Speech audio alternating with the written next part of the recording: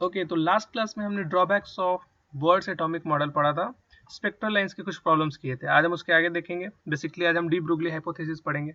Okay, तो आप देख रहे हैं हमारे यूट्यूब चैनल मिड जी एग्जाम। मैं हूं आपके साथ रवि गुप्ता। हमारा चैप्टर चल रहा है स्ट्रक्चर ऑफ एटम, जिसका लेक्चर नंबर 8 है आज। बैच चल रहा है हमारा फ्रॉम जीरो टू हीरो, जो कि एक फाउंडेशन बैच है। ओके, चलिए, जहाँ आपको बेसिक टू एडवांस सिखाया जाएगा। ठीक, चलिए। तो डी ब्रुगली हाइपोथेसिस क्या कहता है, जरा सुनो ध्यान से। डी ब्रुगली वाज अ साइंटिस्ट जिन्होंने एक हाइपोथेसिस दिया था। उनका ऐसा मानना था, जो इलेक्ट्रॉन होता है, जो लाइट होता है बेसिकली, वो आपका डुअल नेचर शो करता है। एक तो पार्टिकल नेचर और दूसरा वेव नेचर। क्या मतलब कि मान लिया कि एक बुलेट है आपके पास, ठीक है, एक गन है, इस गन के पास एक बुलेट है। अब ये बुलेट जब अपने टारगेट को जिस समय हिट करेगा, तो यहाँ बुलेट इस टारगेट को ये फील होगा कि एक पॉइंट आके पिनिट्रेट कर रहा है, मतलब कि यहाँ पे एक पार्टिकल की तरह। बट इस बुलेट को इस गन से निकलने के बाद इस टारगेट तक पहुंचने में जो इसने रास्ता ट्रैवल किया है, ठीक है, वहां पे तो एक वेव नेचर शो कर रहा होगा, बिल्कुल वेव बनाते हुए जा रहा होगा। ठीक है, तो यहाँ से ये क्लियर होता है कि जो आपका लाइट है बिल्कुल रिजेंबल करता है इससे ही। ठीक है, कि जो आपका लाइट है वो भी डुअल नेचर शो करता है बेसिकली। ठीक है, ओके। तो देखिए, कुछ फेनोमेना ऐसे होते हैं जैसे कि फोटो इलेक्ट्रिक इफेक्ट हो गया, ब्लैक बॉडी रेडिएशन हो गया, ठीक है, जहाँ पे light as a particle use होता है। ठीक है, electrons as a particles use होते हैं, पार्टिकल यूज होते हैं। लेकिन कुछ फेनोमेना ऐसा होता है जैसा रिफ्लेक्शन, रिफ्रैक्शन, या फिजिक्स में पढ़ते हो रिफ्लेक्शन क्या है, रिफ्रैक्शन क्या है, डाइफ्रैक्शन क्या है। ठीक है, वहाँ पे वो एज अ वेव यूज किया जाता है। ठीक है, इस वजह से हम ये कह सकते हैं कि लाइट का नेचर कैसा है, डुअल नेचर है, दो तरह का बिहेवियर वो दिखा रहा है। ठीक है, इसके सामने जा रहा है तो अच्छा बन जा रहा है, इसके सामने जा रहा है तो बुरा बन जा रहा है। मतलब समझ रहे हो ना, जो आपस में होता है ना कुछ लोगों के दोस्तों की कहानी, मेरे सामने अच्छा है उसके सामने बुरा है, वैसा। तो इलेक्ट्रॉन भी, इसको आप लाइट बोल सकते हो, वो भी डुअल नेचर शो करता है। ठीक, फोटो इलेक्ट्रिक इफेक्ट हम पढ़ेंगे। इस टॉपिक के बाद हाइजेनबर्ग पढ़ेंगे, हाइजेनबर्ग के बाद फोटो इलेक्ट्रिक इफेक्ट पढ़ेंगे। ठीक है, ओके। तो देखिए, वही ये चीज है कि de Broglie associated the particle nature of light with its wave form which is known as what, de Broglie principle. ये क्लियर है, आपके एग्जाम में आएगा तो आप ये डेफिनेशन लिख सकते हो, इसको यहाँ पे आप एक्सप्लेन कर सकते हो, समझा सकते हो। नाउ सी, तो मैंने क्या कहा कि लाइट पार्टिकल की तरह भी बिहेव करेगा और वेव की तरह भी बिहेव करेगा। तो जब पार्टिकल की तरह बिहेव करेगा तो उसमें कुछ वेलोसिटी होगी, कुछ वेलोसिटी होगी, इसका मतलब कि कुछ उसके अंदर क्या होगा, मोमेंटम होगा। और आपको पता है कि momentum p is equal to क्या होता है, m इंटू वी। ये चीज क्लियर है। और वेव है तो ऑब्वियसली वेवलेंथ होगा, कुछ लेंथ होगा। वेवलेंथ को हम किससे रिप्रेजेंट करते हैं, लैम्डा से रिप्रेजेंट करते हैं। चलो, यहाँ तक कोई डाउट नहीं है। ओके, नाउ सी। ओके, अब देखिए कि जो आपका इलेक्ट्रॉन था, या जो भी लाइट के जो पार्टिकल्स थे आपके, तो वो जब एज अ पार्टिकल यूज हो रहा था तो उसके अंदर कुछ वेलोसिटी थी और उसकी वजह से कुछ मोमेंटम हुआ करता है, पी। ठीक है, जिसको कि आप बोलते हो लैम्डा इज इक्वल, देखिए ये है ना पी, ये मोमेंटम को रिप्रेजेंट करता है। और मोमेंटम इज इक्वल टू क्या होता है, मास इनटू वेलोसिटी। उसके पास, उसी पार्टिकल के पास, ठीक है, जब वो वेव नेचर शो करेगा तो उसके पास कुछ वेवलेंथ भी होगा, जिसको आप किससे रिप्रेजेंट करते हो, लैम्डा से। तो यहाँ पे जो समझने वाली बात ये है कि डी ब्रुगली ने एक रिलेशन दिया था लैम्डा और वेलोसिटी के बीच, बेसिकली मोमेंटम के बीच। और उन्होंने कहा था कि ये जो लैम्डा होता है वो लैम्डा इज इक्वल टू होता है h by p, where p is equal to what, momentum. ये चीज क्लियर है, where p is equal to what, momentum. ठीक है, ये चीज समझ में आता है। इसी बेसिस पे हमने यहाँ पे, क्योंकि वो ट्रैवल कर रहा है तो कुछ वेलोसिटी होगी तो कुछ काइनेटिक एनर्जी भी होगा। तो काइनेटिक एनर्जी का फॉर्मूला हमें पता है क्या होता है, half m into v square. ठीक है, हमने क्या किया, m से मल्टीप्लाई किया और m से डिवाइड कर दिया है। ठीक है, क्यों किया है, क्योंकि एक रिलेशन यहाँ से आएगा, काफी अच्छा रिलेशन आएगा, जो कि आपके एग्जाम के पॉइंट ऑफ व्यू से काफी इंपॉर्टेंट है, क्वेश्चन वगैरह बनाने में काफी हेल्प भी आएगा। ठीक है, तो ये हो जाएगा क्या, देखो m और m क्या हो गया, m स्क्वायर, ये b स्क्वायर पहले से है, तो इसका मतलब m इंटू बी का whole square divided by 2 into m। आ गया यहाँ तक, ओके। उसके बाद से फिर हम क्या लिख सकते हैं, k is equal to p square divided by 2m। कैसे, क्योंकि हमें पता है p इज इक्वल टू क्या होता है, m इंटू वी। और यहाँ पे देखो m इंटू वी का होल स्क्वायर है, इसका मतलब p का स्क्वायर। Clear, okay. Now see p square को अगर हम पी इसको इधर लेके जाओ तो क्या करोगे, 2m इंटू के लिखोगे और पी स्क्वायर है, स्क्वायर हटाओगे तो रूट अंडर यहाँ पे आ जाएगा। इसका मतलब मोमेंटम का जो फॉर्मूला है वो हमारे पास कितना आ गया, p is equal to root under 2m into kinetic energy. Clear. Now see we know that कि जो लैम्डा अभी हमने जस्ट पढ़ा था कि डी ब्रोगली ने कहा था कि देखिए जो इलेक्ट्रॉन है या जो भी लाइट के जो पार्टिकल्स हैं उसके पास डुअल नेचर होता है, वो एज अ पार्टिकल भी यूज होता है, एज अ वेव भी यूज होता है। तो दोनों में रिलेशन क्या है, तो रिलेशन उन्होंने बताया था डी ब्रोगली ने कि lambda is equal to h by p होता है, ठीक है, और पी इज इक्वल टू क्या होता है, रूट अंडर 2m इंटू के होता है, विच इज ठीक है। ओके, ये चीज तो है, आपका जो वेलोसिटी दिया हुआ है रहेगा नॉर्मली तब, बट व्हाट अबाउट कि अगर हम इलेक्ट्रिक फील्ड में इसको हम कैलकुलेट करना चाहें, ठीक है, तो इलेक्ट्रिक फील्ड में अगर हम कैलकुलेट करना चाहें तो उसके पास कुछ कुछ ना कुछ वोल्टेज होगा, कुछ वोल्टेज होगा, तो वोल्टेज की वजह से कुछ ना कुछ वर्क डन भी होगा, ठीक है। तो काइनेटिक एनर्जी होता है simply work done by applied voltage, और हमें पता है कि Q Q क्या है, चार्ज है, और V क्या है, वोल्टेज है। Q इंटू वी करेंगे तो हमारा काइनेटिक एनर्जी आएगा, और kinetic energy Q into v को यहाँ पे हम रख देंगे इस फॉर्मूले में, तो lambda is equal to h by root under 2m Q into v. ये इलेक्ट्रिक एनर्जी या इलेक्ट्रिकल फील्ड के बारे में अगर आपको कुछ इन्फॉर्मेशन दिया हुआ है तो उस पर बेस्ट प्रॉब्लम करने के लिए आप इसको याद रख सकते हो। ये चीज़ क्लियर है? Okay, this is very important and this is also very important. ये भी इंपॉर्टेंट, जितना स्टार है वो सबका सब इंपॉर्टेंट है, स्टार वाला आपको याद रखना है। क्लियर है? अब देखो इसको एक बार हम समराइज करते हैं। समराइज कैसा, कि जितना भी हमने पढ़ा है ना वो सब कुछ एक बार यहाँ पे देखते हैं क्या कहता है। मैंने आपके लिए ये किया, ये बेसिकली जिसको हम जे डबल ई बॉक्स बोल सकते हैं या नीट बॉक्स, आप कुछ भी बोल लो। ओके, तो देखो डी ब्रोगली ने क्या कहा था, all material particles possess wave character as well as particle character, particle भी और वेव भी। Okay, lambda is equal to क्या होता है, h by m into v, where m b is equal to क्या, पी इज इक्वल टू क्या, momentum. Clear. अब देखो बहुत इंपॉर्टेंट यहाँ पे अगला लाइन है कि the circumference of the nth orbit is equal to the n times of wavelength of electron, that is 2 pi r is equal to n lambda। ये हमने पढ़ा था ना वहाँ पे कि क्वांटाइज्ड रहता है बोर्स एटॉमिक मॉडल में, याद है, सर्कमफेरेंस भी क्वांटाइज्ड रहता है, तो वही चीज है कि where n is equal to number of waves and is equal to principal quantum number. ये अलग है, प्रिंसिपल क्वांटम नंबर तो हम पढ़ेंगे बाद में, बट आपको यहाँ पे मैंने इसलिए लिख दिया है कि बाद का भी अगर आप रिवाइज करो तो इसको देख सकते हो। नंबर ऑफ वेव्स आपको यहाँ पे बेसिकली याद रखना है, दिस इज वेरी इंपॉर्टेंट, ठीक। तो एन यहाँ पे आपको बताता है नंबर ऑफ वेव्स, लैम्डा बताता है वेवलेंथ, आर एन बताता है radius of orbit, birds orbit, ठीक है, ये 2 पाई आर। ठीक, अब देखो इसको ना इसको मैं थोड़ा सा एक्सप्लेन करना चाहता हूँ। इसको कैसे एक्सप्लेन करना चाहता हूँ, देखो मान लिया क्या लिखा था, 2 pi r is equal to n lambda लिखा था, यहाँ से आप एन इज इक्वल टू क्या लिख सकते हो, 2 pi are divided by lambda लिख सकते हो, ठीक है। वेर ये क्या बताता है, नंबर ऑफ वेव्स बताता है, नंबर ऑफ वेव्स।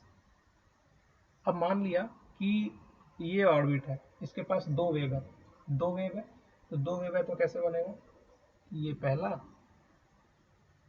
और ये एक दूसरा, दो वेव बने, एक दो। वैसे मान लो अगर इसके पास तीन वेव है, तीन वेव है तो ये कैसा बनाएगा, देखो एक दो तीन, तीन वेव बने। मान लो इसके पास चार वेव है, ये कैसा बनाएगा,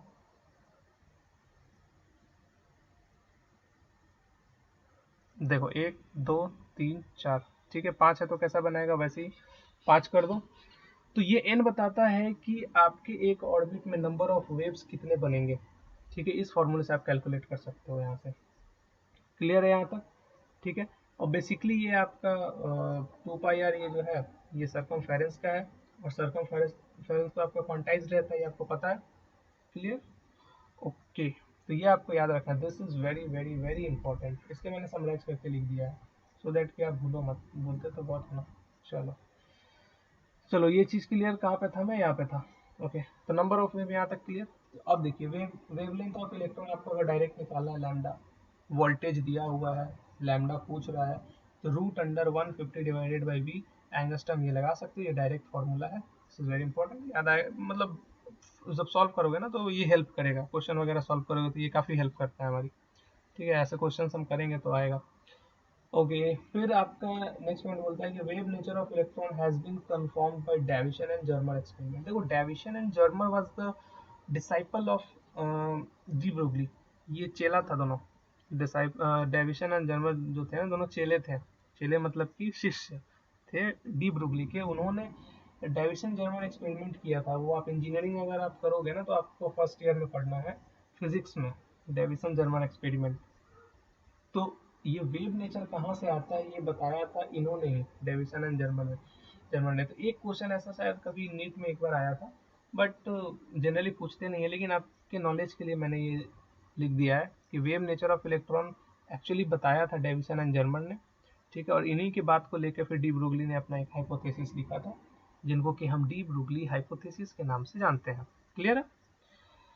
ओके, तो डी ब्रोगली हाइपोथेसिस की थ्योरी खत्म हो चुकी है और अब हम मूव करेंगे उनके न्यूमेरिकल्स की तरफ। सी, पहला क्वेश्चन हमारे स्क्रीन के सामने ये रहा कि calculate the wavelength associated with N electron moving in third bore orbit of hydrogen atom. चलो, तो क्वेश्चन देखते देखते सबसे पहले आपको ये ध्यान में रहना चाहिए कि आपका क्वेश्चन गिवन क्या है। क्वेश्चन टैकल करने का तरीका है, गिवन क्या क्या है। गिवन ये है कि एक हाइड्रोजन एटम है, तो हाइड्रोजन एटम की सबसे पहली बात क्या होती है कि इसका एटॉमिक नंबर कितना होता है, 1 होता है। चलो, दूसरा चीज दिया हुआ कि ये एक बोर ऑर्बिट है। ओके, बोर ऑर्बिट है और यहाँ पूछ रहा है कि वेवलेंथ कितना होगा इस इलेक्ट्रॉन का अगर वो थर्ड बोर ऑर्बिट में घूम रहा है। थर्ड बोर ऑर्बिट का मतलब कि जरूर वो रेडियस के साथ कुछ ना कुछ इसका पंगा कुछ होगा चक्कर। तो बोर ऑर्बिट का रेडियस कितना होता है आपको पता है, 0.529 into n square by z होता है। ये बताया था ना मैंने, इतना एंगस्ट्रम। ठीक, कैलकुलेट कराया था, डेराइव करवाया था। ओके, फिर हमने अभी जस्ट पढ़ा कि रेडियस और वेवलेंथ में कुछ तो रिलेशन होता है और आपसे वेवलेंथ ही पूछ रहा है। थर्ड बोहर ऑर्बिट दिया हुआ है, ये चीज आपको एकदम स्टेप बाय स्टेप समझते चलना है। ठीक है, ओके। अब ये थर्ड बोहर ऑर्बिट पूछ रहा है, इसका मतलब कि थर्ड रेडियस से रिलेटेड, और n की वैल्यू भी कितनी दी हुई है, थर्ड, क्योंकि बोहर ऑर्बिट थर्ड है तो n की वैल्यू कितनी हो जाएगी, थर्ड। तो यहाँ से आप लिख सकते हो 2πr3 is equal to 3 lambda. Clear है? आपसे बेसिकली लैम्डा की वैल्यू पूछ रहा है, तो आप यहाँ से एलिमिनेट कर दो।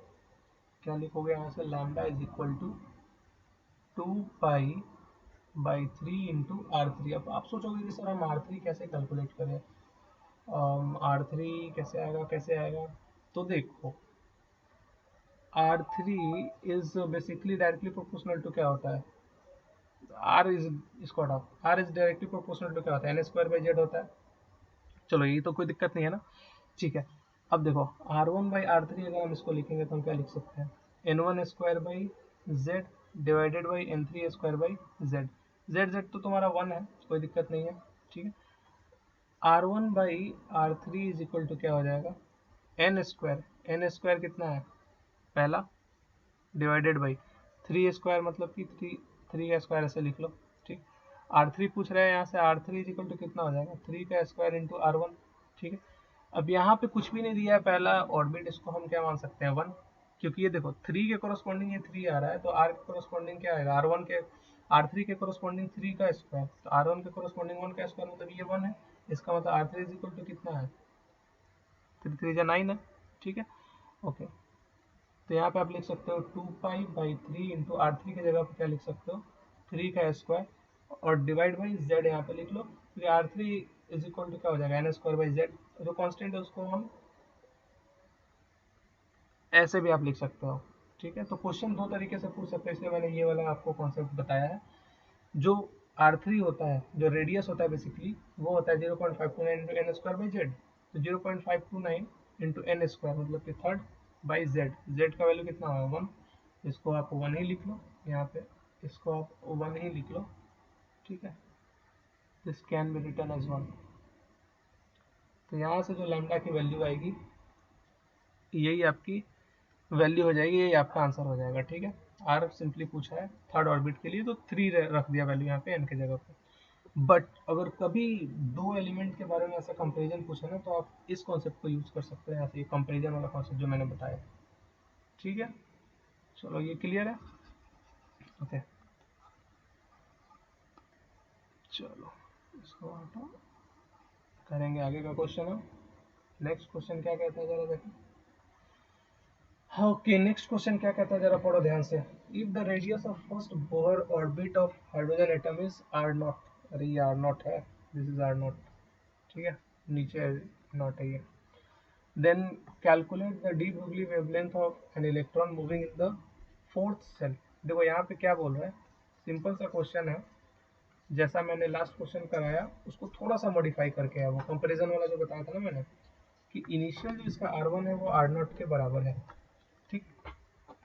तो आपसे पूछ रहा है कि डी ब्रोगली वेवलेंथ क्या होगा अगर वो फोर्थ सेल में घूम रहा है। तो कुछ भी नहीं करना है, सिंपली आप क्या फॉर्मूला लगाओगे, क्योंकि हमें पता है कि रेडियस और वेवलेंथ का जो रिलेशन होता है वो 2πr is equal to n into lambda होता है, ठीक है। यहाँ से आपका फोर्थ सेल के लिए पूछ रहा है, तो बेसिकली आप क्या लिखोगे, लैम्डा इज इक्वल टू 2π, और ये लैम्डा टेढ़ा क्यों हो गया, इसको सीधा कर लो, 2πr4 डिवाइडेड बाई कितना हो जाएगा 4।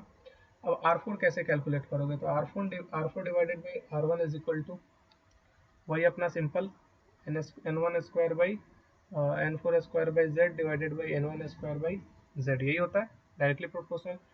दोनों तो हाइड्रोजन एटम के लिए है, इसको कैंसिल ही कर दो, हटा दो। तो n4 का स्क्वायर मतलब कि 4 का स्क्वायर, चौथा ऑर्बिट है। n1 का स्क्वायर मतलब कि n1 का स्क्वायर पहला ऑर्बिट है, ठीक है। ओके, तो आप इसको पहला ऑर्बिट का स्क्वायर ऐसे कर सकते हो, यहाँ से फिर लिख सकते हो r इज इक्वल टू, ये R1 उधर जाएगा तो 4 का स्क्वायर इंटू R1, और R1 की जगह पे कितना दिया हुआ है, R0 दिया हुआ है। चलो यहाँ तक कोई दिक्कत, कोई दिक्कत नहीं। सिंपली अब इसको हम क्या लिख सकते हैं, ये से ये कैंसिल, π/2 इंटू R4 की जगह पे क्या लिख सकते हैं, 16 इंटू R0, इसको कैंसिल आउट करेंगे, कितना हो जाएगा 8πr0, ये हमारा लैम्डा आ जाएगा। यहाँ तक कोई डाउट, ये चीज समझ में आ रहा है? ओके, अगर ये चीज समझ में आ रहा है तो ये सवाल देखो, बहुत ही खूबसूरत, बहुत बहुत जबरदस्त सवाल है, मतलब बहुत मजेदार, ठीक है।